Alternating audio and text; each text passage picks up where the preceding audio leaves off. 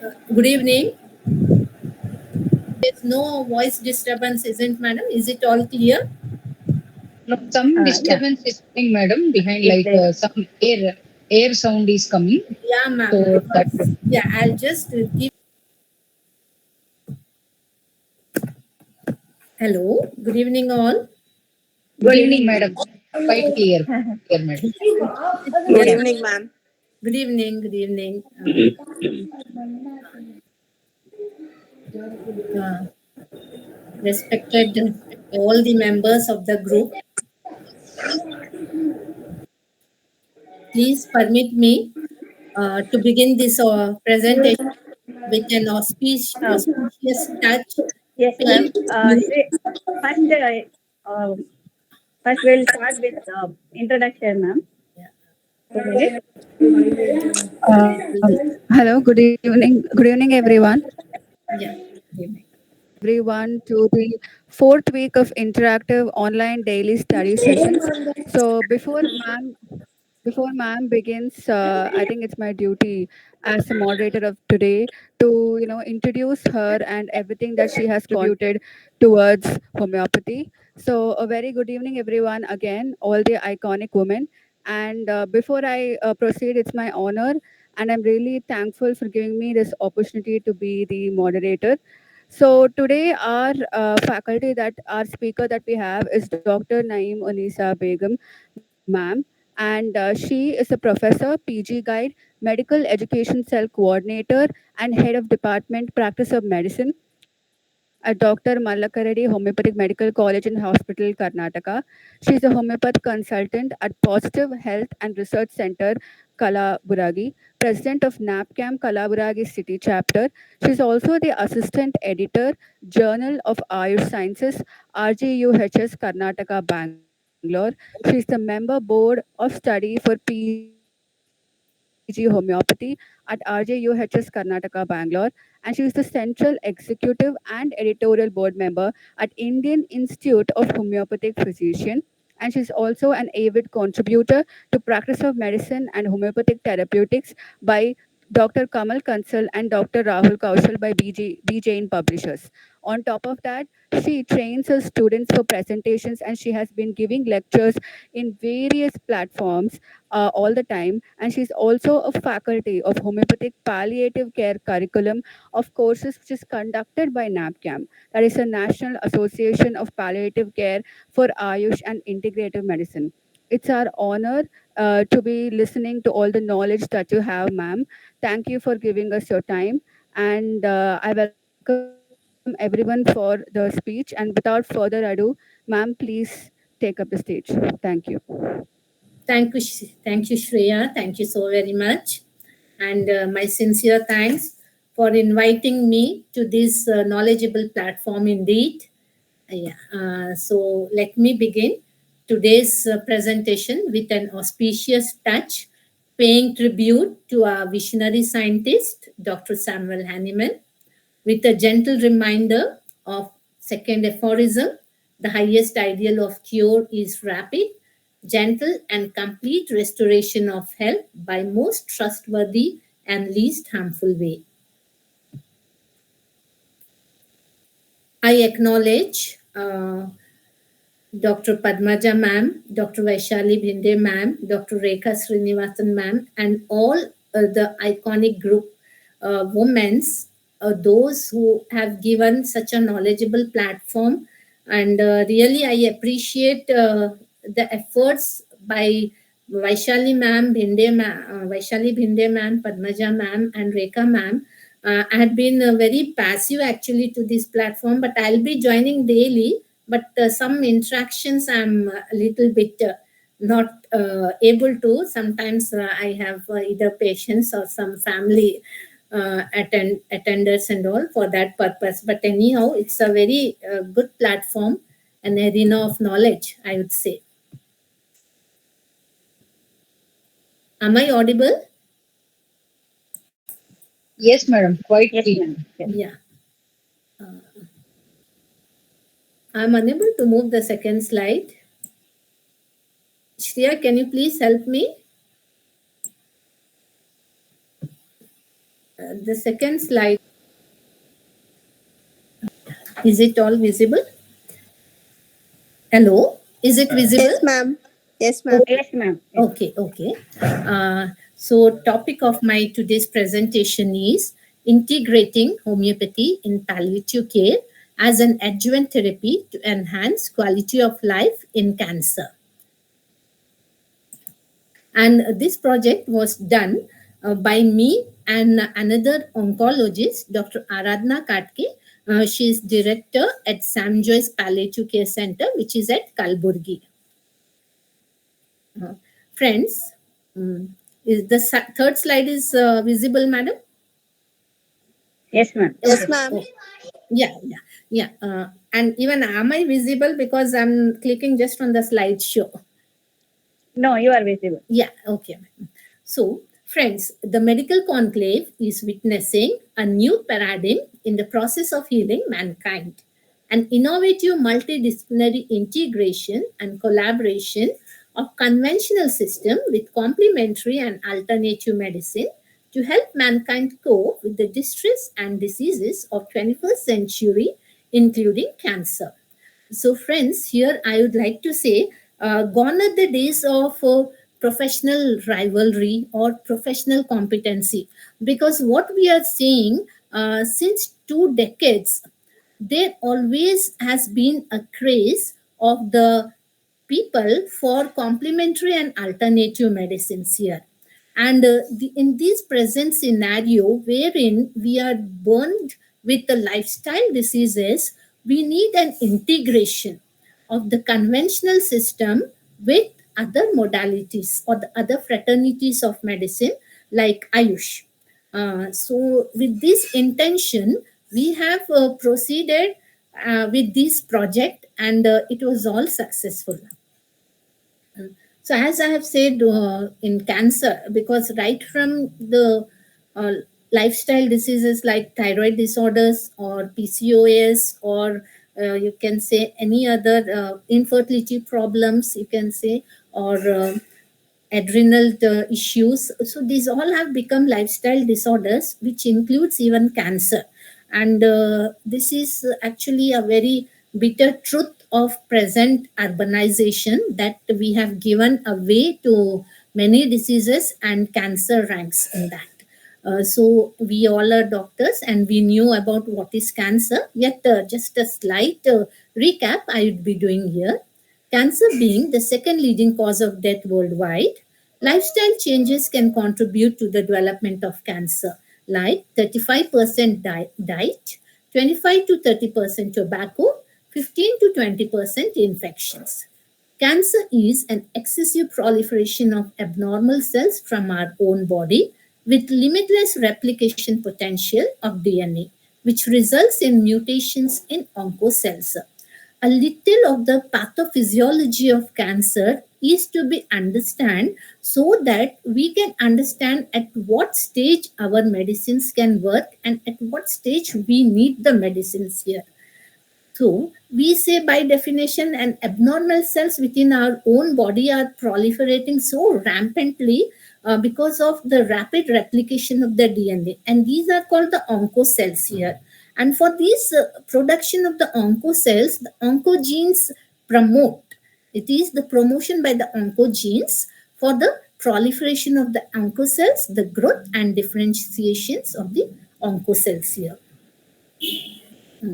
So whenever there is any foreign invaders in our body, or any abnormalities in the body, our nature has designed the human body in such a way the defense forces they come to play. So here the defense forces for the oncocells through our body are apoptosis and tumor suppressor genes. So apoptosis is a programmed cell death of these oncocells. So this apoptosis helps in preventing cancer cells or the oncocell generations. And similarly, we have the tumor suppressor genes. In contrast to oncogenes, the tumor suppressor genes, they check the proliferation of oncocells. So loss of function of tumor suppressor genes deregulates the cell cycle, and contributes to tumor formation with a tendency to manifest the stem cell phenotype. So, the homeopathic medicines, if we want success in treating cancer, then our medicines should be focused on these two important defense forces. And we knew that homeopathic medicines are like immune revivals, okay, which promotes the immunity of an individual of the human body. So, for that purpose, we are getting very good results in this. Yeah. Friends, this is actually the slide which I have prepared because when I went to Tata Memorial and Saifi Hospital, Empelecon, which was organized by Dr. Ravi Doctor.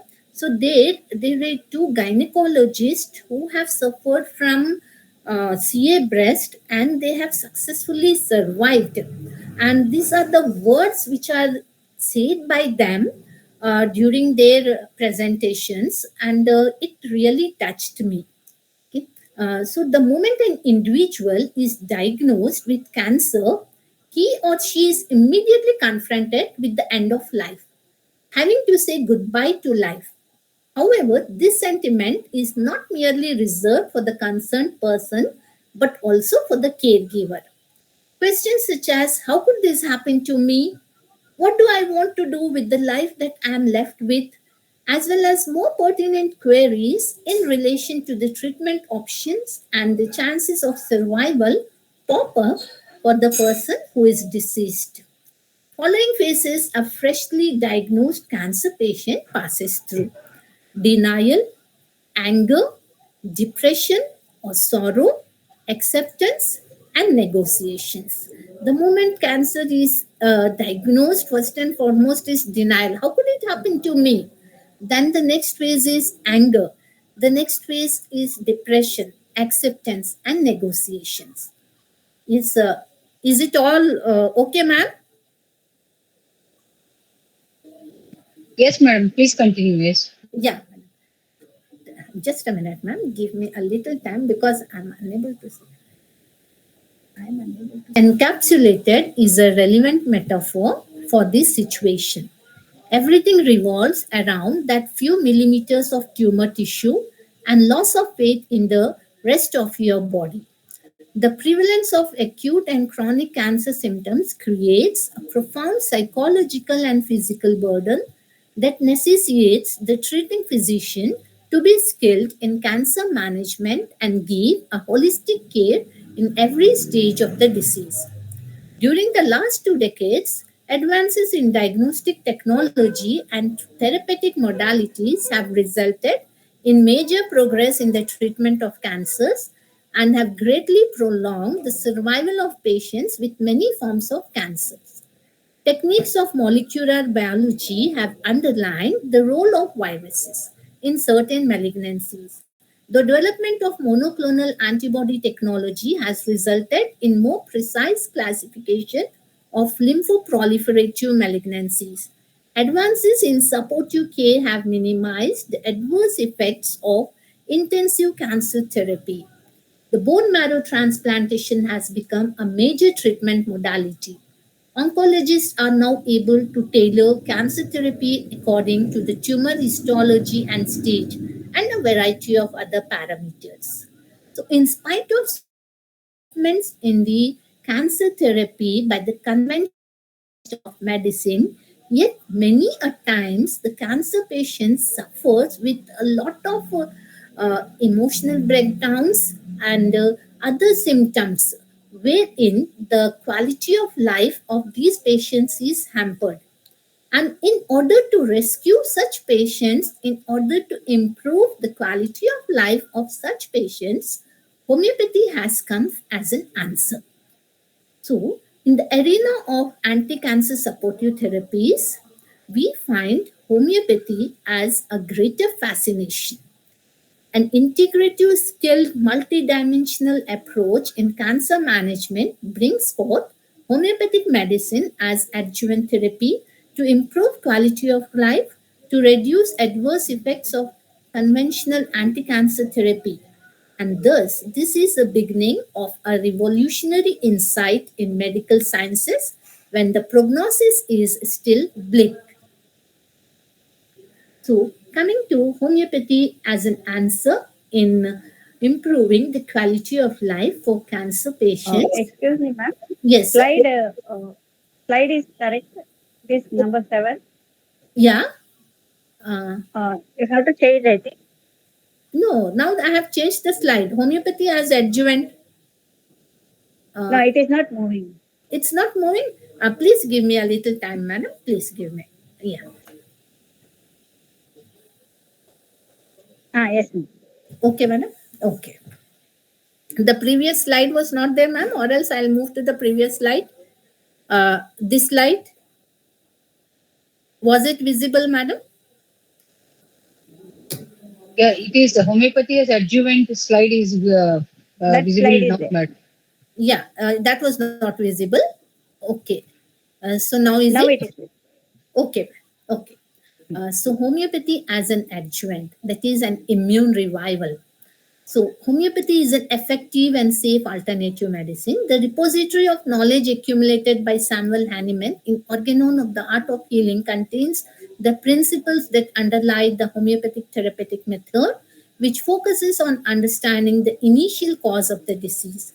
Beneficial effects of homeopathic medicines on some cancer cell lines is via apoptosis and immune modulation.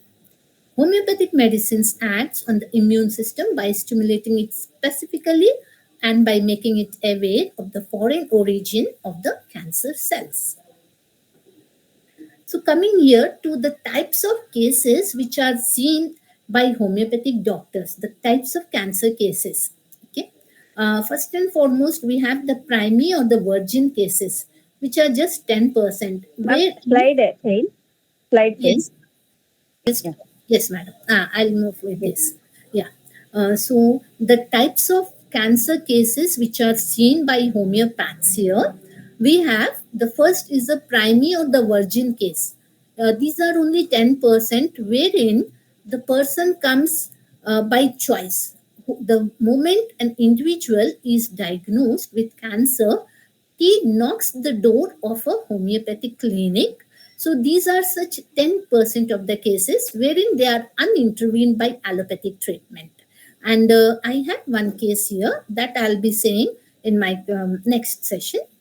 And then the second type we have here, the surgery done, no chemo and no radiotherapy. So many a times what happens, patients, they are advised for surgery, they undergo the surgery, and in order to avoid the chemo and the radio adverse effects and all, they don't want, and they come for homeopathic treatment.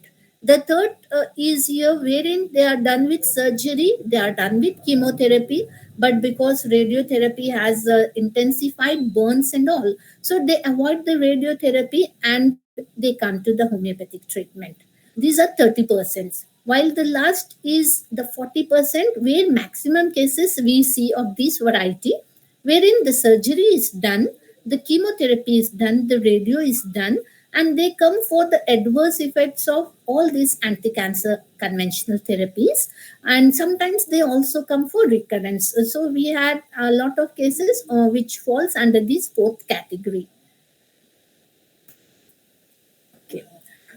So coming here to what is the scope of palliative care in cancer and how homeopathy can handle palliative care. So palliative care is a specialized interdisciplinary holistic medical approach, especially for chronic, life-threatening, deteriorating diseases. So palliative care in cancer is applicable from the day of diagnosis of the illness till bereavement. It runs parallel with surgery, chemotherapy, radiotherapy, and complementary and alternative medicines here. It ensures giving a good quality of life with subjective satisfaction by all aspects of personhood, physical, psychological, social, and spiritual well-being. So, a holistic care is given through palliative care. Palliative care is a is a journey from pain to possibility. So it neither intentionally hastens nor postpones death. Remember, the palliative care neither hastens the death nor it postpones. So no need of counting the days. Rather, it prepares an individual for a dignified death and a safe bereavement. Is palliation a boon or is it condemned in homeopathy? Because as a homeopath, we always say no suppressions, no palliations. But here, in this contest, I would like to quote what Dr. James Tyler said. Tyler can say here, when we have given all hopes, then we pay more attention to the painful parts. Touch him a little and make him feel more like life, and he will go to the end with more comfort. Hence, the psychological aspect of cancer deserves a prominent place in palliative care with homeopathy. Since mind, emotions, and physical health are intimately connected, this integrative mind body approach to health and healing operates in a dynamic loop where emotions impact the health of the body and vice versa. With an insight to various emotions and feelings that are very personal, characteristics, and individual, palliative care with homeopathy provides relief and comfort. It reduces the adverse effects of conventional anti-cancer therapy and it helps improve immune system. Besides, it alleviates the anxiety, the panic of the patient, the caregivers, and the family members. So, with all this basic cognitive introduction, now I'll move to the aims and objectives of the research project. So, the primary objective was an evidence based research to assess the efficacy of homeopathic intervention as an adjuvant in palliative care for cancer. And the secondary objective was efficacy of homeopathic therapy in enhancing the quality of life in cancer during palliative care.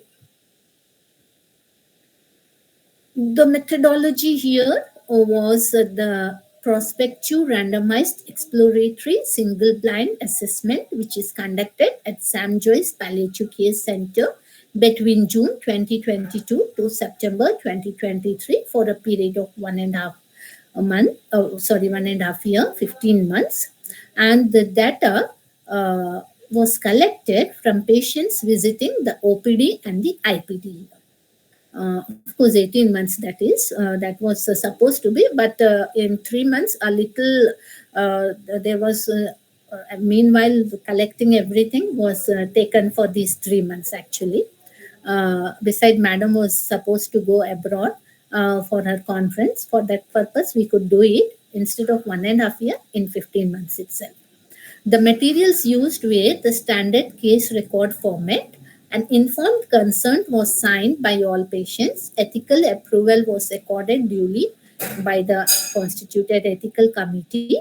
And the quality of life instrument on a 41 item ordinal scale was selected with a Hispanic version of its questionnaire.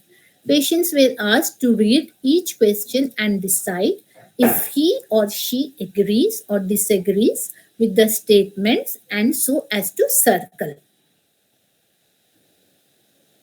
Depending upon the 80% of the patients with cancer will require palliative therapy, 95% confidence interval, and 10% permissible error. The sample size has worked as 30, and because we have divided among these 30 itself in two groups, group 1 is 15 and group 2 is 15. So, group 1 was on stand alone with only conventional anti-cancer therapy, how they were being treated there, and group 2 as an add-on adjuvant homeopathic therapy was added to this another second group, 15 patients. The data collected was statistically analyzed for significance within the group. Students paid the test, and in between the group, the means were compared using an independent sample. The Z test was performed manually to analyze the comparative effectiveness of the two treatments. These tests were performed using SPSS 25.0 version software. Chi-square test was applied for quantitative data analysis, and the p-value less than 0.005 was considered as significant.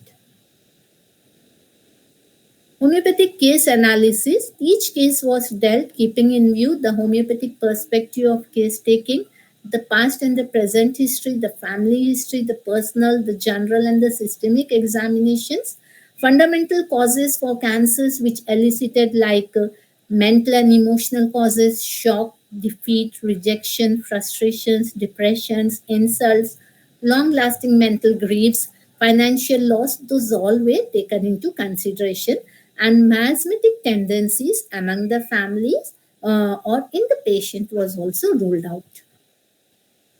Quality of life scale, patients were asked to circle numbers to indicate degree to which he or she disagrees or agrees with the statement according to the word anchor, and each which was given on the scale here. Scoring based on 0, the worst outcome, and 10, the best outcome. This is quite opposite of the VAS scale, which is taken for the pain analysis, wherein in VAS we have 0 as the best score and 10 as the worst score. So this quality of life score is quite reverse of the VAS score. The time needed to reverse the score of those items. Example, the subject circled 3 on an item, on such an item, then we would take out of 10 minus 3, the score would be 7. Prospective subgroup analysis with regards to quality of life and survival time was performed in 4 domains of including the physical, the psychological, the social, and spiritual well-being. And comparative effectiveness of the 2 treatments was analyzed. This is the quality of life scale, and these are the questions which were there, and the questions were converted into vernacular language, like we had the patients with Kannada, with Telugu, so they were converted even, and some in Urdu also. The questions were converted, and some in English. Those as per their language which they are comfortable, the questions were converted, and they were required to answer for these 41 questions.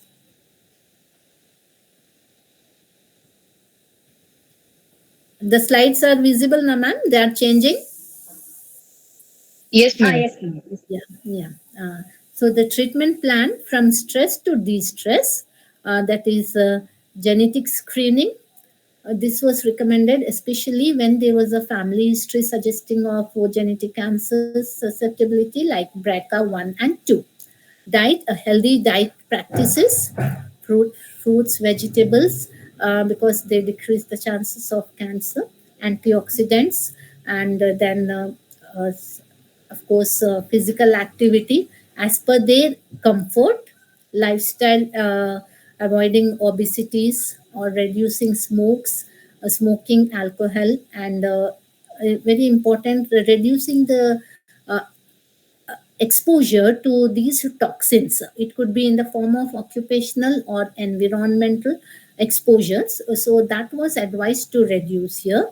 And then conventional medicines were given, and when, because it was an IPD setup, whenever required, transfusions were given, and along with this, physiotherapy and yoga, meditations, and counseling, psychological care, behavior therapies, those all were there. Along with all these things, adjuvant homeopathic medicines were also added to them. Okay, so there was a way forward from a stressful life to a stress-free life. The aim of homeopathic treatment was to stimulate body's homeostatic mechanism by administering similimum. As a treating homeopath, one experiences different feelings. There is an issue of responsibility which gives rise to questions such as, can I sufficiently assist these persons? To what extent? Those all chances, those all were the queries to begin with when we started, when I started. So they were long off, because even the allopathic doctors were also little cooperative with me. So I started anyhow. So the prescribing tools here, of course, Hahnemann's aphorisms and Kent's dual observations. They were taken into consideration as the prescribing tools. Yes. And the treatment protocol. Here, for maximum cases, I have used the LM potency here. LM potency was used here for maximum number of cases, or only for few cases wherein till 10M was used, or else LM potency was used. And based on the presenting symptoms, because these cases are practically difficult, especially in palliative center where they come, they have a number of problems, somewhere with metastasis, somewhere not in the chemo radio done the fourth criteria. So here the protocol was, though it was designed, but sometimes there was a need to break the protocol and intervene with other medicines also here. So 2 to 3 medicines were given many a times, because only with one medicine it was a little tough journey in these stages especially. Signs of cure, the parameters to assess here, the symptoms reducing at and patient at physical, at mental or emotional planes, the symptoms getting reduced. If at all expected any changes in the histopathology or the tumor markers, and investigations whenever required, further investigations they were subjected to. Okay. And Herring's law of cure was also kept as a benchmark, though it was not vivid in all the cases here. So some cases where the rubrics were taken into consideration, like appetite reduced, appetite lost, anxieties, depressions, fear of cancers, fear of death from cancer, and a family history of cancer. These all were the these are the some rubrics that I'm just displaying here to understand very few. And sometimes like a blanket prescription for bad effects of chemotherapy, or vomitings due to chemotherapy. Crotalis was a bad effect of chemo. Vomitings due to chemo was cadmium self, and bad effects of radiotherapy, radium brome was given. Cancer cachexia, muriatic acid, echinacea, and aquamarina. And for menorrhagias during this, it was especially in CA breast with menorrhagia, ashoka and millefolium were given. So this is the actually the master chart that is prepared here. So we had 5 cases of breast malignancy and 3 cases, 1 case of cervical malignancy, 2 cases of tongue, oral cavity, and renal were 1, and bronchial carcinoma was 1, leukemia were 2, thyroid malignancies were 2, and rectal malignancy was 1. So out of this, we had improvement of this breast cancer 3. One was a dropout and didn't improve was 1. And in cervical cancer, it has improved. And the tongue cancer, 1 improved, 1 didn't improve. And in the renal malignancy, though there were some symptoms of improvement, but the patient has died. And so it was not a complete evaluation of this renal malignancy. Bronchial, it was again an incomplete follow-up and a dropout. Leukemias have 1 improved and 1 has not improved. Thyroid malignancy, 1 has improved and 1 has died during these 15 months of core study. And in rectal malignancy, it has improved and still it is on palliative care. So these are the graphic representations of the patients who have improved, and 7 and 3, no improvement, dropouts with 3, and deaths with 2 out of the 15 patients here. So the medicine prescribed here was arsenic, natrum, acid nitrate, nux vomica, calcarea carb, was a very frequently used medicine, lycopodium and phosphorus. And intercurrents were carcinosine, thuja, syphilinum, sulfur, medorinum. And among the acutes, we had many a times ruta, magphos, dioscorias, and apis, cantharis. These were also the acute medicines which were prescribed. And this is the graphic representation of the grades for the quality of life and the domains of the quality of life, the physical, mental, social, and spiritual domain. Um, so coming to conclusion that homeopathic treatment in palliative care given as an adjuvant improves quality of life, the survival time, and even the presenting symptoms. But however, just a minute. However, more evidence is required to demonstrate the anti-tumor and anti-metastatic potential of homeopathic medicines on a larger controlled clinical trials. Now, so, madam, any queries and all till here?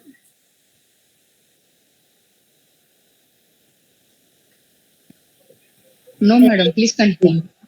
Okay. Yeah. Any queries? No. Okay. Okay. So, shall I go for the presentation of the case? Is it the time sufficient? Yes, madam. I think yes, ma'am. Okay. 9:45 now. So we Okay. can talk now. Okay, madam. Okay. So the objective of case presentation, an appropriate history taking, an examination, evaluation, investigations, planning the management, and a better follow-ups here. The consent of the patient is to be taken. It was taken. And this is the first case of CA breast ductal carcinoma.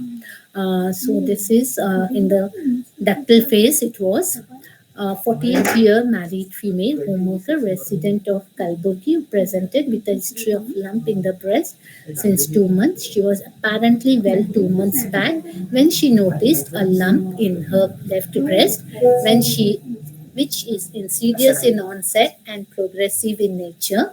Painless lump which sometimes is palpable and sometimes not observed while bathing. There is no history of discharge from the nipple. There is no history of any constitutional symptoms. No history of loss of appetite. No history of weight loss. Patient is non-hypertensive and non-diabetic. Past history of oral contraceptive pills for a period of 5 years she has taken from 2002 to 2007. There is a history of constipation since 3 years. Excuse me, madam. Excuse me, madam. Yeah, Somebody is continuously speaking behind, so you are not able to. Okay, okay, Uh, ma'am. Okay. Yeah, just Yeah, a minute. thank Yeah. you so much. Okay, okay. Thank you. Should I say it once more, madam? This slide? Please, madam, please, one Yeah. more time. Okay. So this is a case of CA of breast ductal carcinoma. And I would say actually this, as I have said, this was the case of my close relative in my in-laws. So the moment she has given me a history, it clicked me as a mouse in the breast. That what she has said is she has come for the birthday of my son, which was on 4th of March.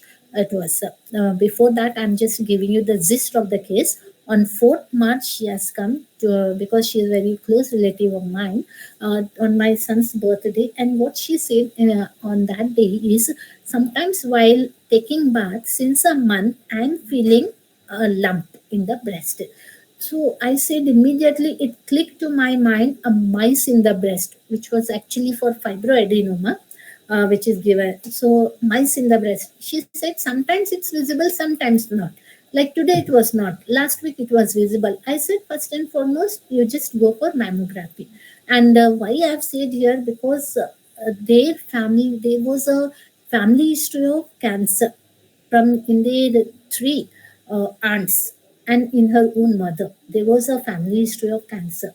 So what happened? I just said her, you go for mammography, and she went for mammography immediate the fourth. It was I think the 6th. Immediate the next day she went for mammography, and all the investigations, and it was the ductal carcinoma which was ruled out. Then immediately we consulted oncologist, and what all was done, I'll be saying you all, because I just wanted to say how this was actually the first case of which has come to me. For that purpose, it has given a lot of inspiration for me to carry this project. So, a 48-year married female homemaker resident of Kalburgi who presented with history of lump in the left breast since 2 months. She was apparently well 2 months back when she noticed a lump in her left breast, which is insidious in onset and progressive in nature, painless lump which sometimes is palpable and sometimes not, as observed while bathing. There is no history of any discharge from the nipple. There is no history of any constitutional symptoms. No loss of appetite. No history of weight loss. Patient is non-hypertensive and non-diabetic. Past history of oral contraceptive pills intake for a period of 5 years.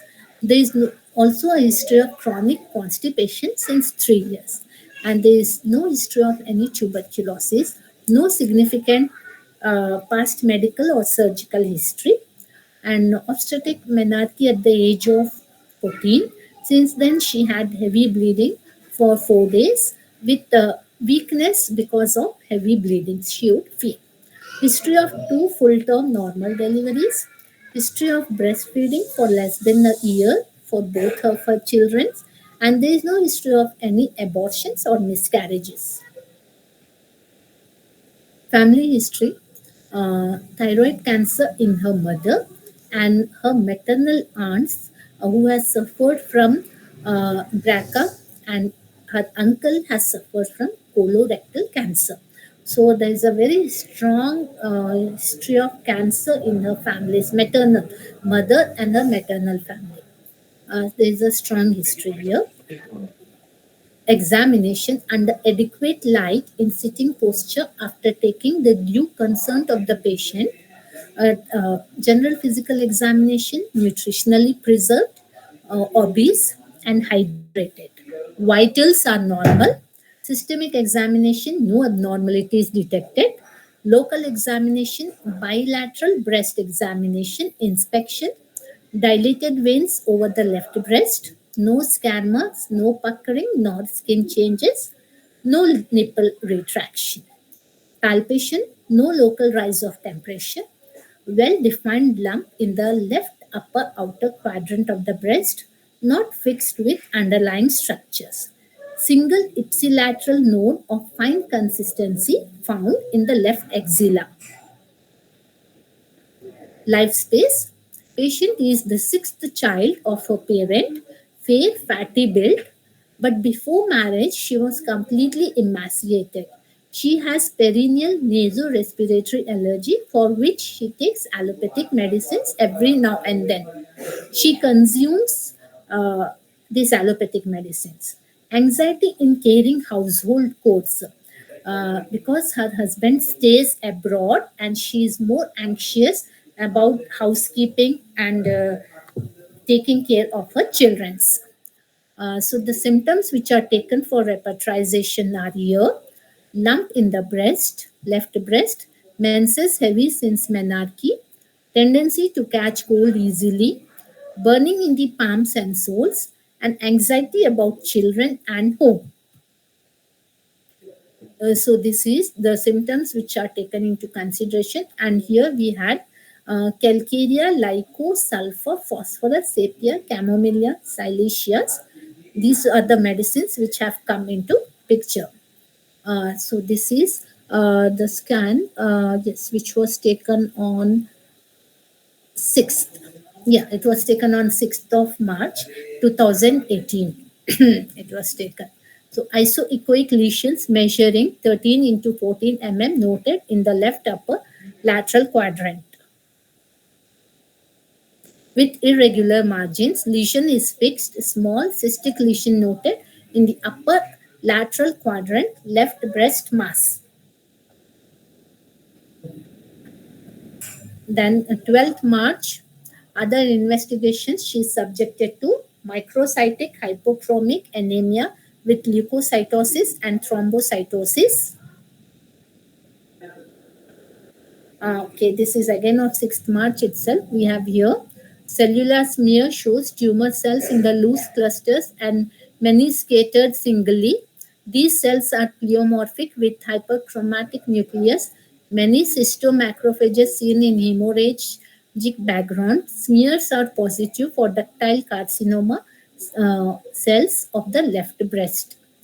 That was of the 6th, and another of 12th. The right breast, small radiodense lymph nodes which are seen in the axilla. Left breast, evidence of well-defined radiodense opacity with mild speculations noted in the left upper quadrant of left breast.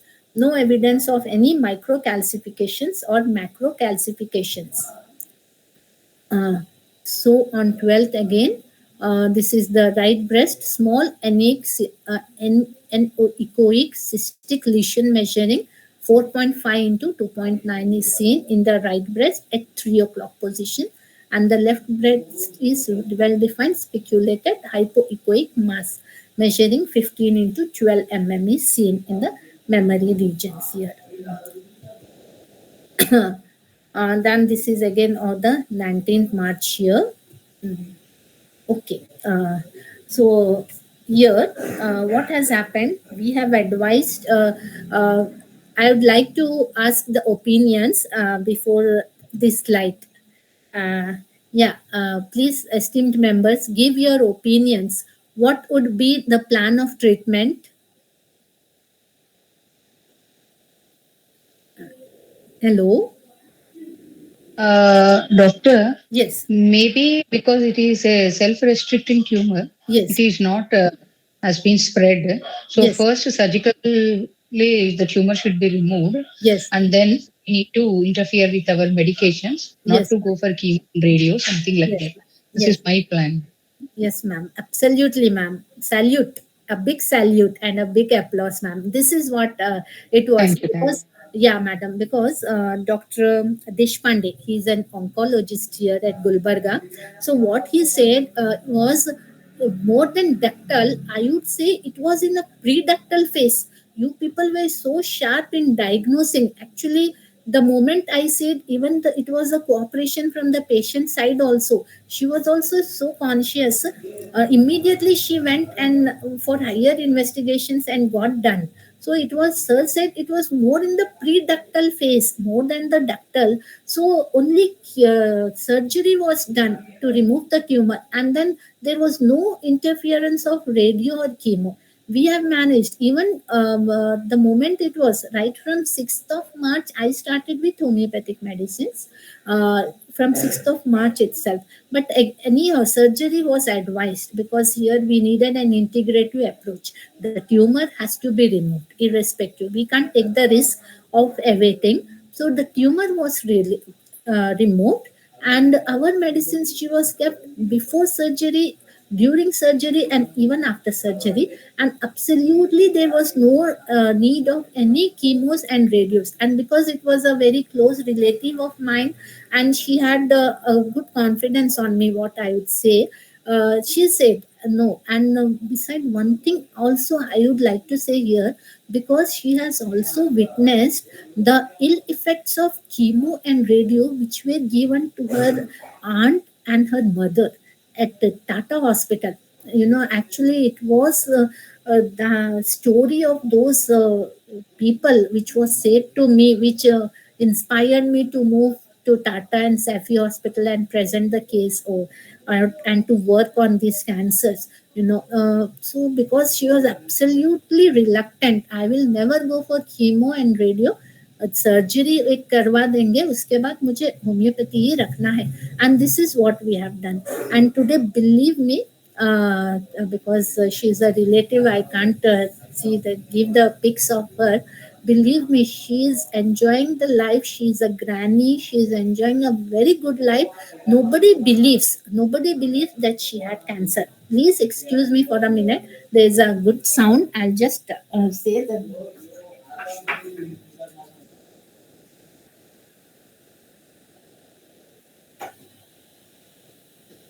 Yeah.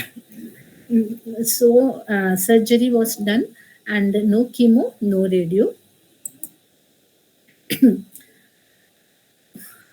No radio, no chemo. Only adjuvant homeopathic medicine was given, and it was Calcarea car, which has done very miracles. And one thing, while I was searching for the literature here, one thing I came across in Dr. Kent's lectures on Metra Medica, the cancerous affections will kills the patients in 16 months, can prolong the survival to 5 years with Calcarea car 0 by 1. This is what he has given, Dr. Kent, and it is proved beyond doubt. It's proved beyond doubt. She is enjoying the life, and no way, nobody can believe that she had malignancy. Uh, of course, the potency was increased till 0 by 6, and carcinosin also was given because there was a very strong family history of cancer. So we have given carcinosin at the beginning, and then even as an intercurrent also we have given that. Okay, madam, is it sufficient? Because Madam, please explain how Calcarea carb has been selected. What are the points on which basis Calcarea carb was reached, and the carcinosin potency and repetition also.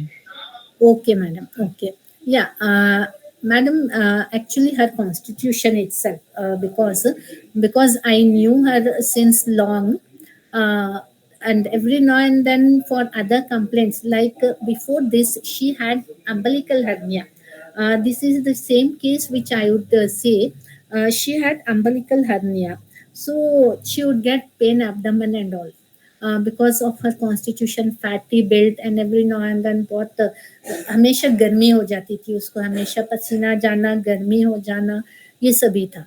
तो once I have given for umbilical hernia, I have given her Calcarea car, one important.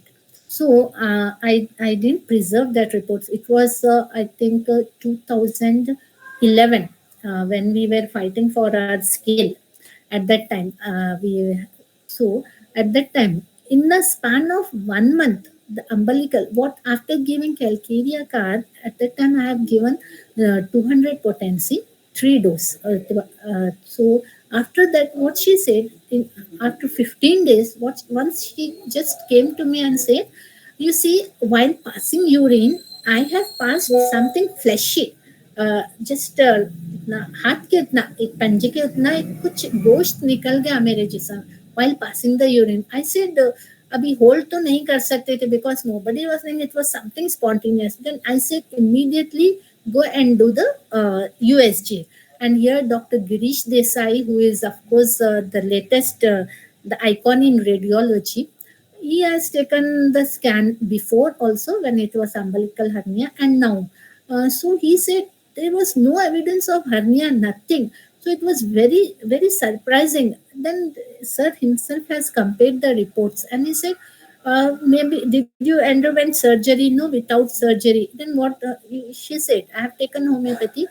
She is my close relative. From there, I have taken homeopathy. So it was Dr. Desai who has given on the report, on the second report, congratulations to Dr. Naeem. ऐसे बोल के उन्होंने भेजा था. Actually, during shifting, house shifting and all, I lost that report, or else that was with me. So that was, so at that time I have given her one Calcarea card, and this clicked to my mind. And beside, I have taken symptoms also into consideration. Heavy bleeding जब से बड़ी हो गई है तब से ज़्यादा जाता है मुझे, और every though her look was very fatty, but काम वो नहीं होता था उनसे, पसीना ज़्यादा जाता, बैठ जाना एक जगह ऐसे हो जाता था. और बिकॉज हर husband is abroad, every now and then घर में मेरे को ये करना है, घर में मुझे वो करना है, घर का क्या होगा, एक फिक्र सी लगी रहती थी उसको. So taking into these all considerations, I thought will take a chance with Calcarea itself. So I prescribed her Calcarea itself for that purpose, madam. I prescribe, and at that time I have prescribed. But now, because actually since 2023, even I have started LM potencies, or else I was not using, but I have started LM potencies. So I said, why not to go for LM potencies? Because one more case, of course, that's not a cancer case, but that was a nephrolithiasis case, madam, wherein I was giving her Pulsatilla. I was giving Pulsatilla 200 from 30, 200, 1M, 10M. So it took almost 1 year for the stones to shed. And still they were all little or the another. After shedding, again there would be an accumulation in nephrolithiasis, uh, nephrocalcinosis, that was. So then what happened? I gave her Pulsatilla 0 by 1. I gave. After exhausting 10M potency, I gave a 0 by 1 Pulsatilla. Then she has come and said me, madam ऐसे जैसे कि कुछ ऐसे एक साथ रेती निकल के गिरती है वैसे गिर गया मैडम, इतना सारा. एंड वंस वी जब हमने स्कैन किया, everything was clear. It was very astonishing. So I said, the results which I was not getting since 1 year, 30, 200, 1M, 10M में हो रहा था थोड़ा थोड़ा करके, but LM potencies are very miracles, so घंटों का जॉब मिनटों में हो जाएगा. This is something like LM potency. So nowadays I'm preferring LM itself, and I have given here, I started with LM potency 0 by 1 till 0 by 6. And because carcinosin तो ये है ना कि हिस्ट्री है कैंसर का, फैमिली हिस्ट्री. सो स्टार्टिंग में Carcinosin देके Calcarea start कर दिया, and then intercurrent Carcinosin I have given. 0/3 के बाद कार्सिनोसिन फिर से एक बार दे दिया, फिर I started to 0/5, 0/6. That means carcinosin 10M, madam, in which potency? Yes, madam. 10 Carcinosin 10M, 2 doses she had received. Yes, madam. So you have started calcarea 1M. Yeah. Okay, you have received, you have started calcarea carb even before the surgery.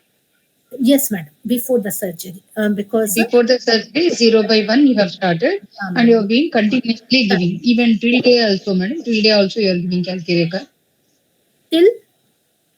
Till today also she is receiving the medicine. Madam, not till today. Now what I am doing, once on her birthday, I just give carcinosin 1 dose, madam. Calcaria carb is not given. Just carcinosin I am giving. And I am working actually on preventing cancer, because in my in-laws there are many families who have a tendency to cancers. So I have taken around 10 members on whom I am giving the medicines. Carcinosin I am giving as a preventive, so as to see the results, whether it will.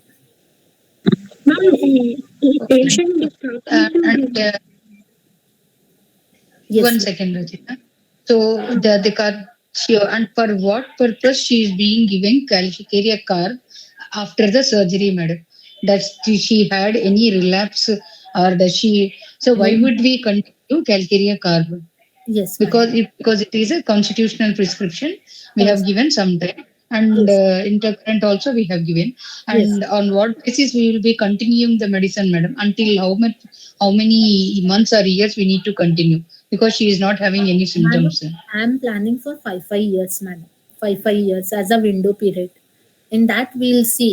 In these 5 years, we'll just see any recurrence and all. Because I had one case of CA breast itself in a very young age. For left side, she was there. She was operated, and then after 3 years, she started in the right side. If at all, just madam, just give me, if at all I have that image, I can just share that. I had that image here. This one, madam. Video was also there, but anyhow, sometime I'll play that video here. So this lady was operated for left and now started in the another side. That was the thing, madam. For that purpose, and beside to prevent recurrence also, we kept her on calcarea and this one carcinosin. But anyhow, now calcarea is withdrawn. Now only we are giving her carcinosin once on her birthday. That is what I gave. So with the calcarea, because it is a constitutional remedy, so all other symptoms of her are been coming down, madam, like the hernia, Yes. like any other complication. She would be the best in her health. Our quality of life is improved, right, madam? Much Mm. improved, madam. Much improved. So does she encountered any other problems in any other systems after this? No, ma'am, no. That is the most better fortune with her, I would say. She has not encountered anything. One more, the CA case, CA oral cavity case, which has come to me after they've been detected. Actually, that he is a male patient and he had no hopes in homeopathy. So they went for oral surgery, chemo, and radio. And when he has come to me is after fibrosis, madam. He has fibrosis. It's almost now 2 years done. The fibro he was unable to. He was on liquid food itself, and more than the liquid food, which had the symptom that has brought, he was unable to speak. Nobody would understand his language. He was unable to speak because fibrosis out of this surgery and even radiotherapy, which has worsened the fibrosis. And patients have, I'm sorry, doctors have said that it will be lifelong.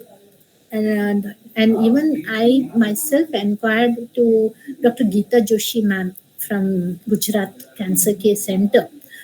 So this is the situation of this patient, ma'am. She said, no, it has to be lifeline name. Lifelong, it will be there if once fibrosis has gone to that extent. With advancing with the radiotherapy, it so happens lifelong he has to be. But it was very troublesome for us when the patient has come seeing him. It was very desperating situation. That was the and he is emaciated and all because he is on liquid food and emaciated. This is what I just say as an ideal case. So if we run homeopathy with surgery, during surgery, before, during, and even after surgery, then absolutely we have good results, madam. Good results.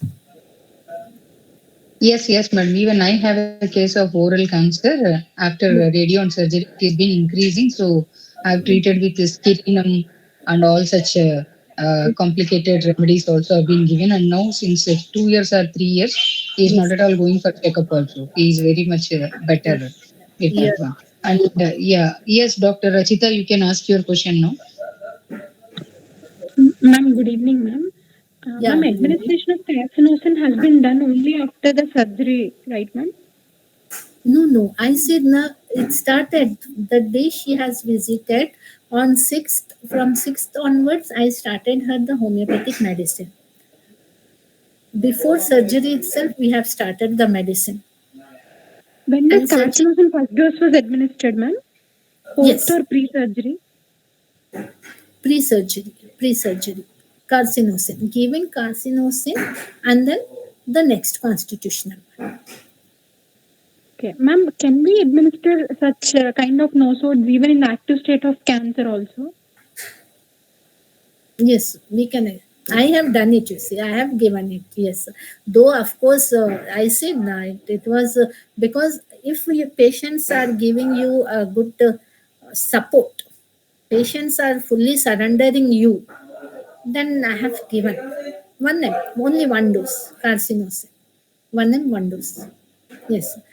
And yeah, always screening. Screening is to always done for such patients once in 3 years, once in 5 years later. Screening is always done for such these patients. Okay. Thank you, ma'am. Yes. Yes, madam. Sure. We'll go for the second case, ma'am. Thank you. Okay, madam.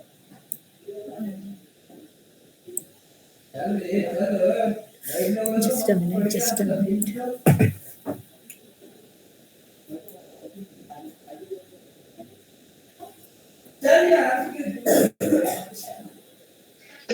Yes, Dr. Rachita, you can give no store. You can start NoSOD also, no problem. When it is indicated, you need to give NoSOD. Carcinosin has been given as an intercurrent remedy in that case. So you can well start, well, you can give. Even in active cancers only, we will be giving carcinosin. Okay. So you need to see whether you are prescribing in constitutional doses or intercurrent doses or something like that. Okay. Got it, na? Madam, please continue. Yeah, just a minute, ma'am.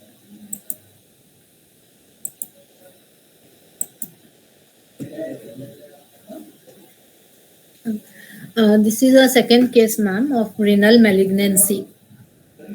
Renal malignancy. A 55-year-old individual presented on 24th August 2019 with the following case and stated, I was too weak and I couldn't lift myself out of chair and I sat there, tried not to cry. My favorite activity, walking and cricket, came to an abrupt halt. I had no term at all for what's happening. Diagnosed with renal malignancy was not an entirely surprise. He was too familiar with cancer history in his family, and treatment can take serious physical toll. He knew. Pain in the lower back and right lumbar region had aggravated in lying down posture and better after urination. Hematuria, insomnia with anxiety of disease. Appetite is poor since a year, though he feels to eat. Uh, so it was started with lycopodium. Just a minute.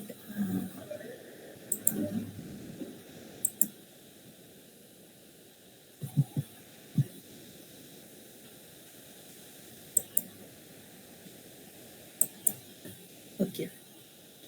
Was under homeopathic treatment for 2 months. The size of the tumor has reduced and the symptoms of the pain in the back has come down, disappeared. The reports, I'll be showing the reports, which is on 24th of August 2019 and 15th October 2019.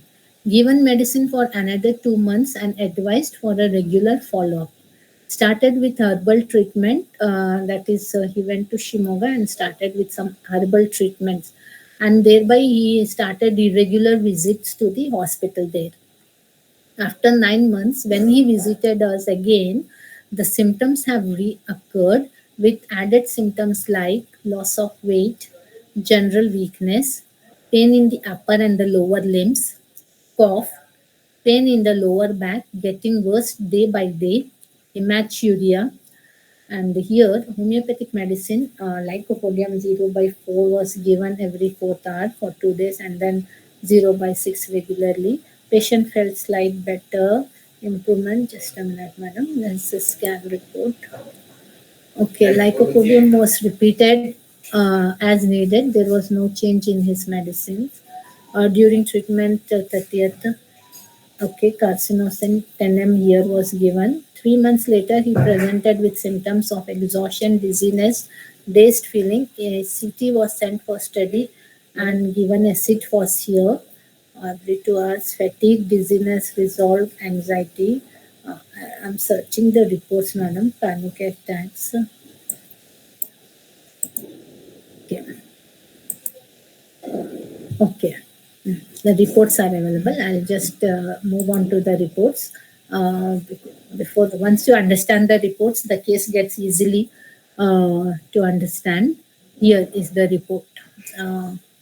This date, it was 24th of August 2019 report.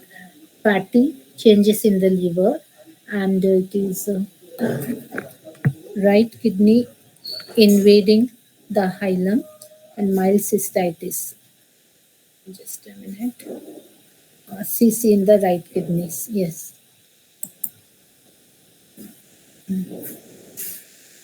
Then another.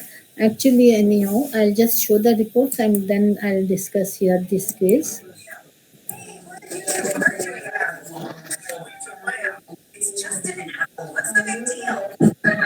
Just a minute.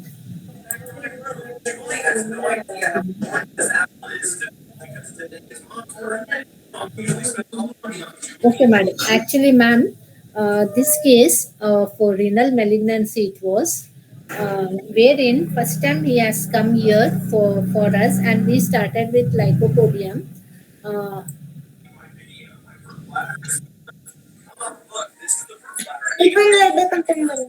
Oxford redless yeah. Redless ಇದೆ ನನ್ನ ಕಡೆ, ಅದು ಹಳೇದಲ್ಲ. Doctors, please mute yourself, na? You're disturbing. Long use ಆಗುತ್ತೆ. Dr. Ibani, please mute yourself. Madam, in this case, only he could get symptomatic relief. Earlier, he got a little betterment, but he could get symptomatic relief. He was a renal malignancy with metastasis also he had. Metastasis later stages when he has come. So he could get little relief of the symptomatic relief. That is what. So some investigations here, any of lycopodium acid force carcinogens were given. Some symptomatic relief was given to him, and the process of treatment itself, he died still. So this was not actually that much successful. Anyhow, later I'll show the cases of CA tongue, yes, madam. And one more was this one. This case I'll just discuss this later. Because now even this is the case that I'll discuss in my second day. This was the CA case, CA of breast, and then later recurrence, and with recurrence there was multiple metastasis. And why I'm showing this clips is she was bony metastasis she had, and when she has come to me, she only had one desire, तो मुझे जाना है, मुझे हज को जाना है, हज को जाना है, वो कहती थी. So I would say it's practically not possible. आपको इतना मेलिग्नेंसी लेके आप कैसे जाएंगे, वैसा तो नहीं होगा बोल के. But of course treatment was there along with allopathic medicines. हमारे भी medicines दिए थे यहाँ पे. तो this was the result that you see she went there, और उसने वहाँ पे काबे को भी छीन लिया है. She went there, and after 3 months of coming back, she died. So this case I'll discuss it later. This is a little interesting case, madam. I'll discuss in the next. Okay, madam.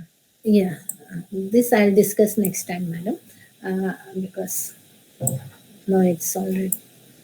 Any other, ma'am? Ma'am, you can add your in the insights, madam, because yourself and Rekha ma'am and Binde ma'am, you all are very experts. Mine is a little journey beginning still, because since 2020 I started in this flow. All my research projects with the kidneys, there's chronic kidney diseases, with cancers, with iron deficiencies. I started this research project since 2020. But you are expert, You are ma'am. so humble, madam. You are so humble of saying like that, but you are a master prescriber. Yes. So you can just go with the another case, or with the platform will be open for questions, madam. Okay? Yeah, madam. Yeah, let the platform be open for the question. Yes, madam. Yeah. Because actually this slideshow, what I'm showing is not that what I prepared, ma'am. But yeah, there is a little, because some slides are missing in this actually, because the most important acknowledgement slide, first acknowledgement slide I prepared.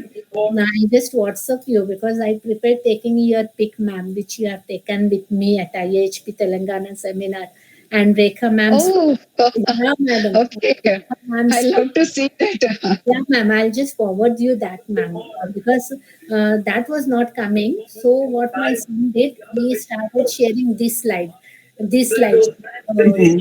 acknowledgement, even Vaishali Bhimbo ma'am's photo, and Rekha ma'am's was all, and our Aradhana Katke ma'am. Those acknowledgement pics are taken different. Some slides are missing now for that purpose. Yes.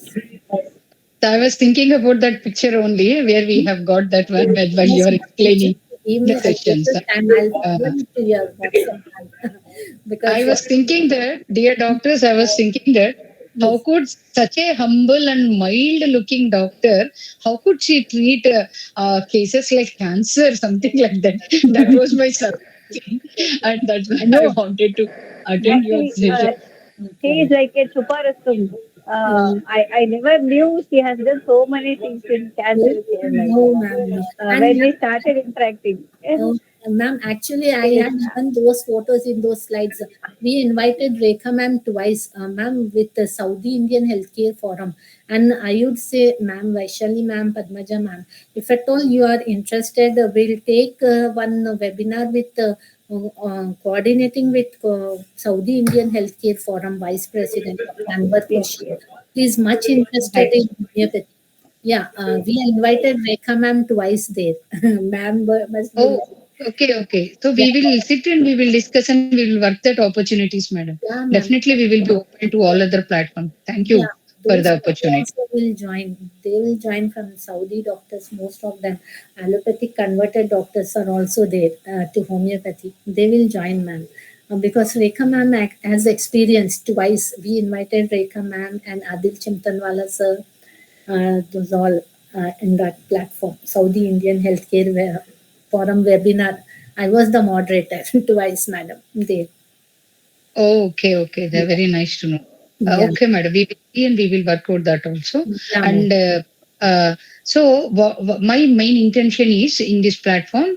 आपसे मैं ये जानना चाहती हूँ कि तो case कौन सा था, कैसा आया था, what are the symptoms, and why did you go for that prescription, and what are the potencies given, what is the follow up, and what is the end result. This much, madam. This will be the a good understanding for practitioners for us.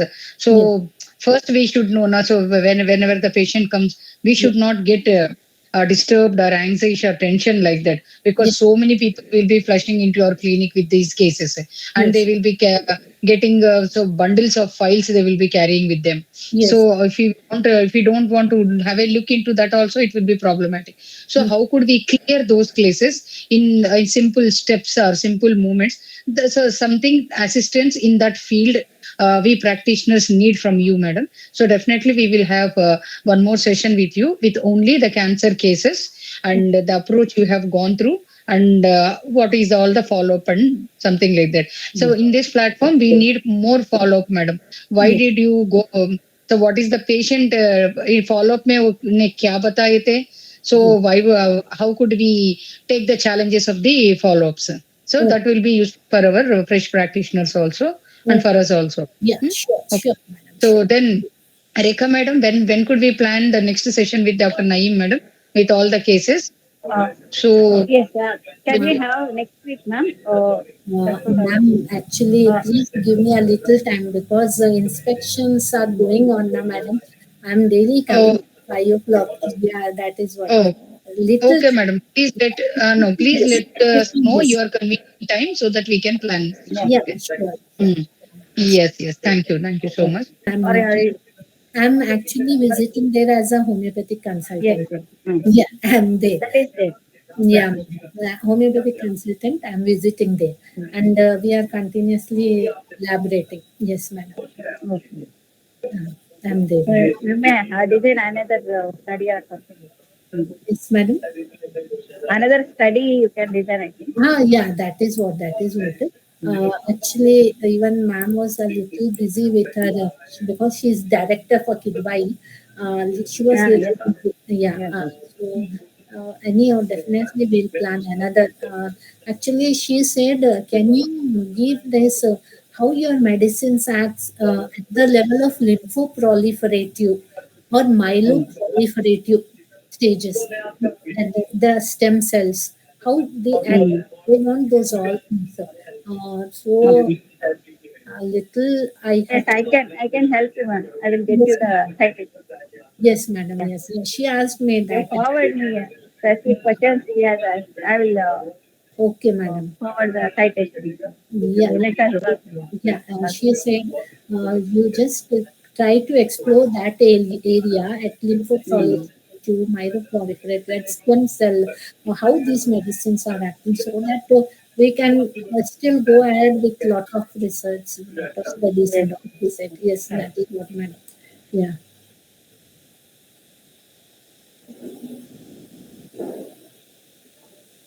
Okay, doctors, anyone having any questions? Or anybody raised your hands? I'll just any messages. please. So in the messages also, there are no such messages, madam. So it's time that we can wind up the session now. Rekha, Okay. madam, Ma'am. shall we? Excuse me, ma'am. ma'am. Yes, ma'am. Yes. Ma'am, have Yes, you yes, treated doctor. any Yes. cases with bone marrow transplantation? No, still not it. Bone marrow transplantation. No. We had the leukemia's case. She's from Bangalore, but no bone marrow transplantation. She's all given this other therapies, anti-cancer therapies. The bone marrow transplantation is not it. Ma'am, I did. any kids like leukemia? Huh. Have you treated and Bone marrow transplant was not there. no, not Leukemia case okay. not in the kid. It was not in the kid. It was in the adult. It was in the adult, not the kids. No, ma'am. In Yes. leukemia cases, have you treated Yeah, leukemia one case. Yeah. in kids? I am saying in adult. It was adult. EML.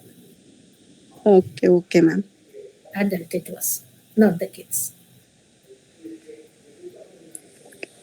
Thank you, ma'am. Okay.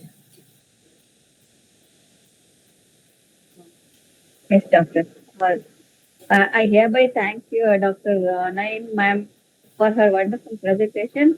Thank you. I'm very grateful since only once I just messaged her, ma'am, can you present on our daily study group?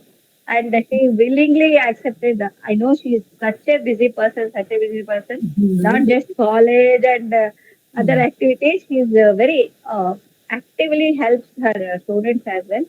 And moreover, she has presented even in conventional palliative care setups in NIMHANS, right, ma'am?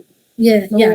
And she's recently at yeah, AIMS and Jammu. she is appreciated. Yes, AIMS Jammu. Yeah, James Jammu. Oh, yeah, AIMS yeah, Jammu. even she has been appreciated very well in conventional setup as well. So you can see how humble she is. So an inspiration for all of us, doctors. And Thank you should believe that she is such a nice person. In person, you have to meet just to know her sweetness. No, thank you Yeah. so much. But Thank you so much, ma'am. Padmaja ma'am, yourself, you all are my ideal actually.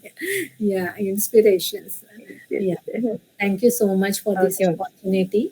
Thank I you, ma'am. think we can wind it up. Yeah, madam. Yeah, just Yes. yeah. Thank you. Good night. Thank you, ma'am. Good night. Good night, madam. Thank you so much.